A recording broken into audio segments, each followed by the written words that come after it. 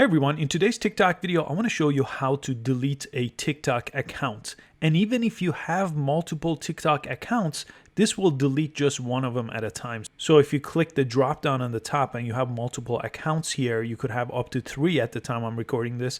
You could jump into any one of them and delete just that one. So on your TikTok accounts, go on the Me page right here on the bottom corner. That's where I'm at so I could see my profile.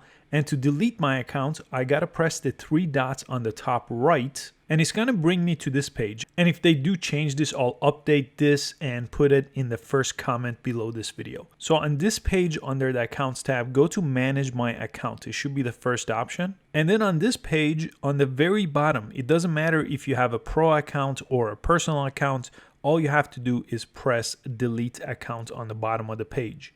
Now, it might ask for your password or it might ask for a verification code sent to your phone. So either way, type that in and then press continue. And this is the final page that you'll see to delete your account. Now, a couple of things to note is this actually deactivates your account for 30 days. So if in the next 30 days you change your mind, you could actually log back into the same account and get it back. But after 30 days, it's completely gone. So make sure if you don't want it to be permanently deleted and only deactivated, that you do come back in 30 days and log back in. And the other things that I just going to mention is that you'll lose access to videos you've posted. You won't be able to get a refund if you bought items here.